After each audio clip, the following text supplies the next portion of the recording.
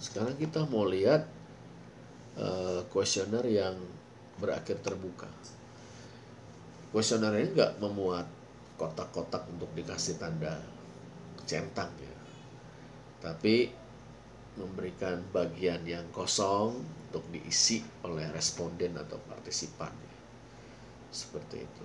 Misalnya kalau kita mau bicara tingkat kepuasan jemaat, itu kan pertanyaannya tingkat kepuasan jemaat dalam ibadah minggu di gereja A misalnya.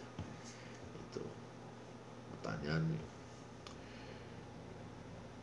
Apakah Anda merasa bagaimana perasaan Anda terhadap ibadah yang biasa, ibadah minggu yang biasa dilakukan di gereja kita ini? Itu misalnya puas atau tidak puas gitu kan, itu diisi. Menurut pendapat Anda, tipe pengkhotbah yang bagaimana yang Anda sukai misalnya. Ini mengisi ruang kosong ya. Kita jadi ingat waktu dulu kita sekolah itu kan, isilah titik-titik di bawah ini. Nah, ini open-ended questionnaires. Nah, sementara questionnaire yang close-ended itu bisa digunakan untuk mengetahui berapa banyak orang menggunakan suatu jasa pelayanan. Maka open-ended questionnaires itu bisa digunakan untuk mengetahui apa yang dipikirkan orang-orang tentang suatu pelayanan atau suatu jasa pelayanan. Ya, kalau close-ended questionnaires itu kita bisa tahu berapa banyak orang yang menggunakan atau sudah menggunakan satu jasa pelayanan. Nah, sedangkan kalau open-ended questionnaire itu kita gunakan untuk cari tahu apa yang dipikirkan orang-orang tentang suatu pelayanan. Nah, tentu analisis datanya akan lebih kompleks itu karena ini menyangkut yang dicari adalah pendapat ya ketimbang jumlah, maka kuesioner yang dibutuhkan, yang harus atau yang perlu didistribusikan juga lebih sedikit daripada yang close-ended questionnaire itu. Nah, banyak kuesioner itu dimulai dengan serangkaian pertanyaan tertutup ya, dengan box yang tinggal dicentang gitu kan, atau skala ranking ya 1 sampai 10 gitu. Dan kemudian kuesioner itu diakhiri dengan satu bagian pertanyaan terbuka untuk tanggapan yang lebih rinci. Jadi bisa juga sebuah kuesioner itu memadukan pertanyaan tertutup dan pertanyaan terbuka.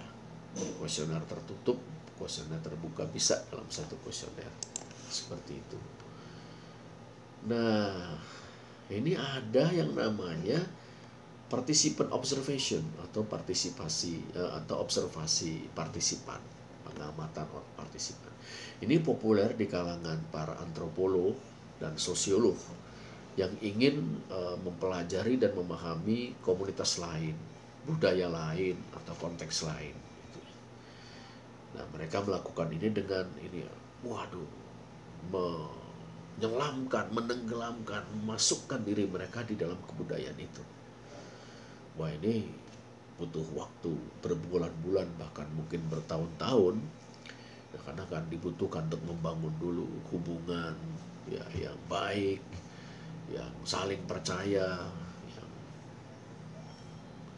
dengan orang yang dipelajari atau yang menjadi partisipan itu. Nah, melalui partisipasi di dalam kebudayaan, kita mau pilih, kita mau pelajari kebudayaan A, kita masuk ke situ, dan melalui observasi yang saksama, yang cermat ya, ini peneliti berharap mendapat pemahaman yang lebih mendalam ya, tentang perilaku, motivasi, sikap-sikap orang yang dipelajari. Nah, jelas ini merupakan penelitian kualitatif ya. Terus gimana kita memilih metode kita, gimana caranya? Nah, kalau kita ini cenderung terhadap penelitian kuantitatif, ya, maka memang kita misalnya mensurvei dengan menggunakan kuesioner atau interview yang terstruktur, ya ini yang cocok. Nah, kalau kita tertarik dalam action research, ya, penelitian aksi, penelitian tindakan, nah ini yang bermanfaat adalah kalau kita pakai wawancara yang semi terstruktur atau focus groups, kelompok-kelompok fokus. Itu dia. Ya. Nah, dalam penelitian kuantitatif kita dapat mendefinisikan metode penelitian kita tuh sejak awal. Terus dalam tahapan perencanaan. Nah, karena kita sudah tahu apa yang ingin kita temukan mengenai jumlah, gitu kan.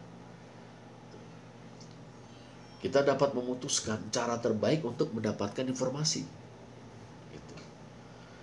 Kita juga akan mampu untuk memutuskan sejak awal berapa banyak orang yang perlu kita kontak atau kita hubungi. Itu kalau penelitiannya kuantitatif. Nah, di beberapa tipe penelitian kualitatif ini sulit untuk mendefinisikan metode kita secara spesifik. Mungkin kita bisa tuh memutuskan wawancara yang semi terstruktur, ini yang berguna nih.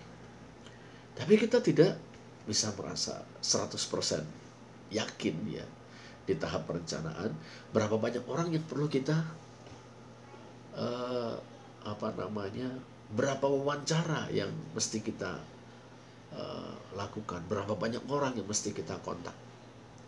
Kita juga mungkin akan menemukan bahwa kita butuh menggunakan metode-metode lain sementara riset kita ini berjalan atau bergerak maju. Itu dia. Nah, mungkin kita ingin nih menjalankan sebuah focus group, kelompok fokus atau kelompok diskusi untuk melihat apa yang dipikirkan orang-orang tentang hipotesis-hipotesis yang kita hasilkan dari wawancara. Jadi kita sudah wawancara, ya kan? Terus kita ingin menguji, ya, dari wawancara kita punya hipotesis tentang sesuatu, lalu kita ingin menguji sejauh mana ini kebenaran dari hipotesis kita. Atau mungkin kita juga butuh ya menggunakan waktu di lapangan, melakukan pengamatan, observasi atau sesuatu yang kemudian muncul di tahapan interview atau wawancara. Ini sebenarnya asik, meskipun repot sepertinya ya, yang penelitian kualitatif. Lalu kita coba mendefinisikan kebutuhan dan alat atau sarana kita.